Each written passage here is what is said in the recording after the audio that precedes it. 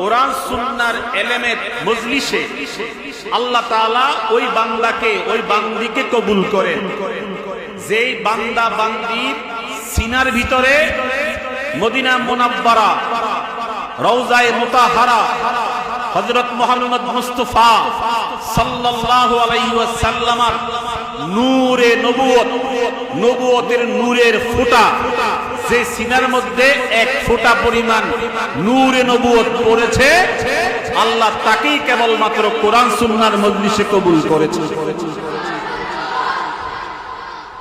ইমাম হাফেজ ইবনু আব্দুল বার বিশ্ববিখ্যাত আলেম হাফেজ ইবনু আব্দুল বার মানে দুনিয়া বিখ্যাত আলেম। তিনি বলেছেন এই মজলিসের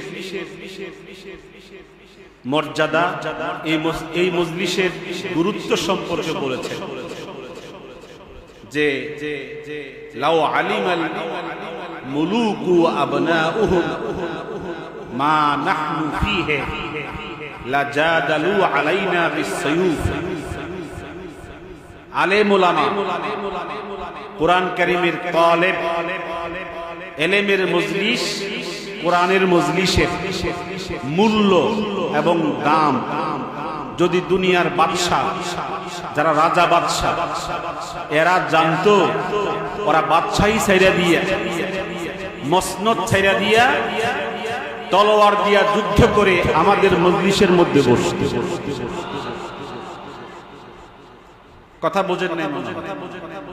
কোরআনের মজলিসের দাম ইলমের মজলিসের দাম আলেম ওলামাদের সুহবতের দাম যদি দুনিয়ার রাজা বাদশা যারা ওরা জানতো তাহলে তারা বাদশাহী ছেড়ে দিয়া তরবারি দিয়া যুদ্ধ করে আমাদের সাথে লড়াই করে আমাদের মজলিসের মধ্যে আসতো।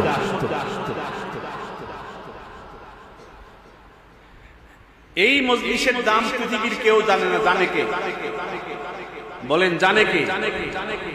যদি দুনিয়ার মানুষ এরকম মজলিসের দাম জানতো তাহলে দুনিয়ার রাজা বাদশা পর্যন্ত দুনিয়া ছেড়ে দিয়া বাদশাহী ছেড়ে দিয়া এই মজলিসের মধ্যে আসতো। যারা আমরা আজকে এখানে আসতে পেরেছি আমাদের ভিতরে এই মজলিসের দাম আছে না নাই? কথা বলেন আছে না নাই? আমরা দাম আছে বলেই তো এই মজলিস সাজিয়েছি, এই মজলিসে এসেছি। তো যে মুনিব আমাদেরকে মজলিসে আসার তৌফিক দিয়েছেন সেজন্য